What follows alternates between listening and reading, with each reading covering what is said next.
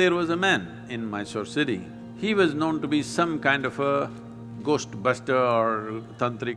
This guy has trapped ghosts in bottles. So I was just befriending him thinking, I will steal one bottle because I really wanted to see a ghost.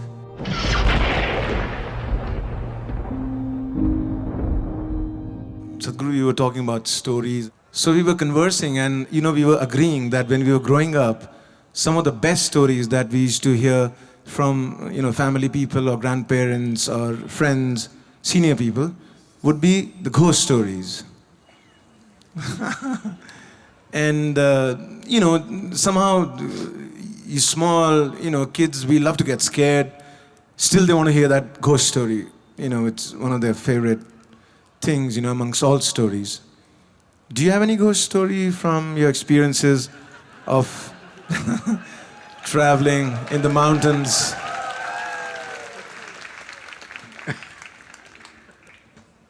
Wow this is really getting him into trouble See, the purpose of telling you ghost stories was not to scare you, but to give you a hair-raising experience. This happened in a barber shop in Louisiana state. The whole place was filled with all kinds of horror comics and ghost stories and all kinds of things, only that. No newspapers, no other magazines, only these things. So one day somebody asked the barber, said, "Why have you put your whole place with this kind of stories in your saloon? You don't have anything else, nothing about styles, about fashion, nothing, only ghost stories and horror stories, why?"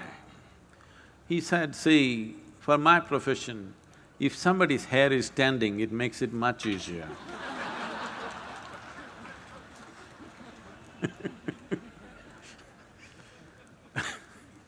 So the idea was to give you a hair-raising experience not to scare you And I must tell you, this fascinated me so much that there was a man in Mysore city who was also working in the Mysore City Corporation as some official, but he was known to be some kind of a ghost buster or tantric or whatever he is. So somebody told me, I was always looking for these kind of things, so somebody told me, this guy has trapped ghosts in bottles and kept it in his whatever, it's a shrine or a workshop or whatever you want to call it.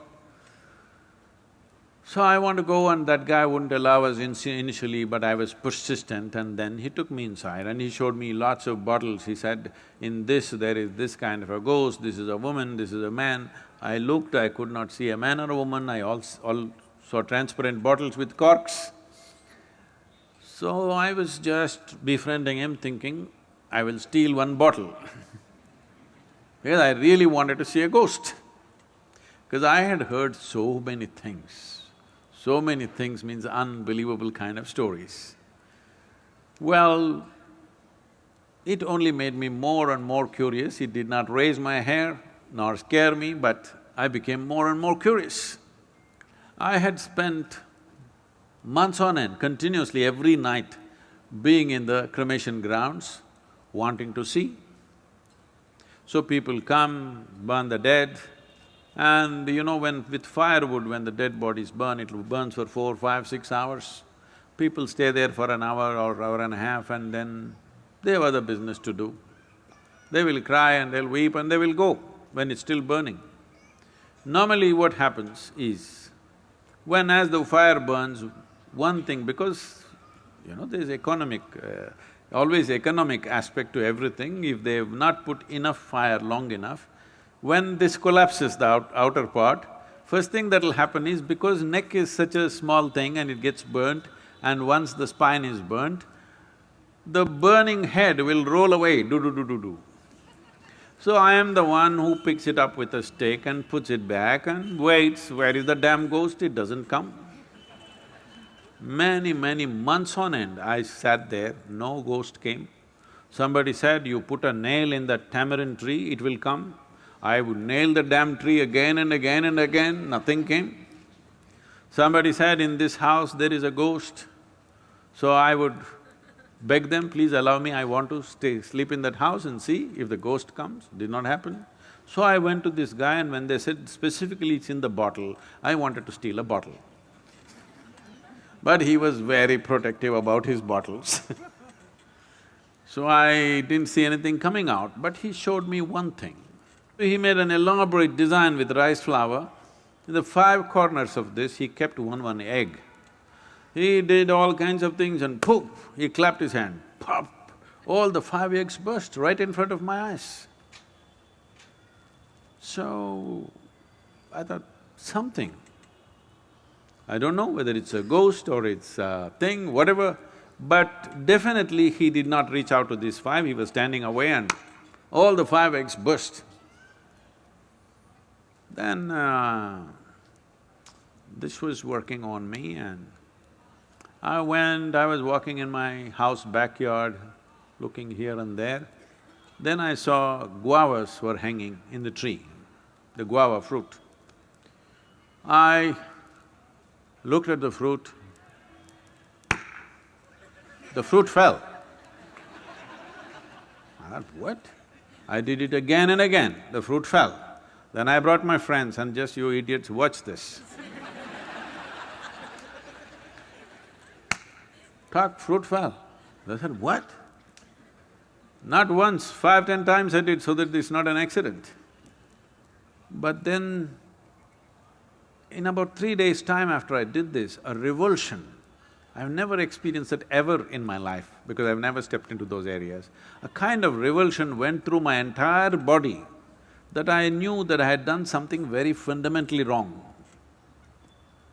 Never again. I said, you want the guavas? Go up and get it.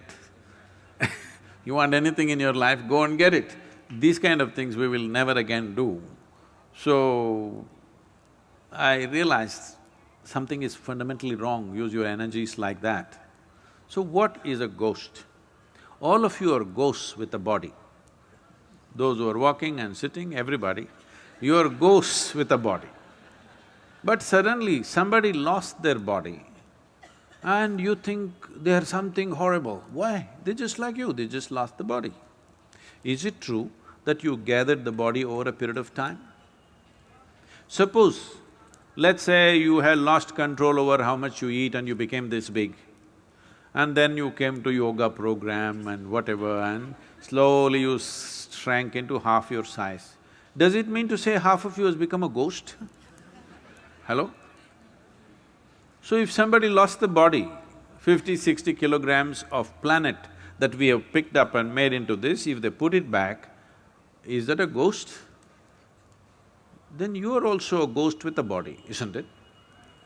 So this abnormal way of looking at life, that just because somebody lost their body, they've become something evil, something fearful, something terrible, is a very abnormal way of looking at life.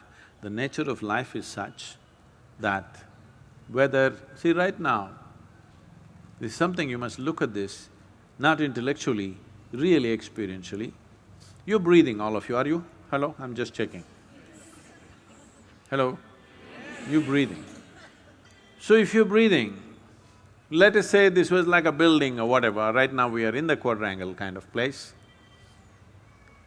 So there is life here that you're breathing. You may call it air, but it's actually life, because if I take away this will go. Yes? Your life will go.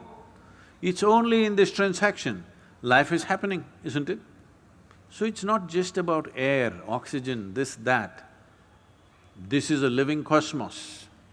You are like a little bubble, you captured a little bit of life. You know, did you blow soap bubbles when you were young at least? So when you blew your soap bubble, you got this big bubble, I got that big bubble, let us say. We were looking at this, oh, this is my bubble, this is your bubble. Then they went poop. When they go poop, You don't say, this is my air, this is your air, isn't it? This is just like that. This is just a bubble. You captured a certain amount of life and it's functioning in a certain way. When this bubble bursts, there's no such thing as your life and my life. Well, you may not break the entire bubble, you may break the outer surface of the bubble and the inner surface of the bubble may still remain. Just because the outer peel has dropped off, do you call that a ghost? Then you are a ghost with a body.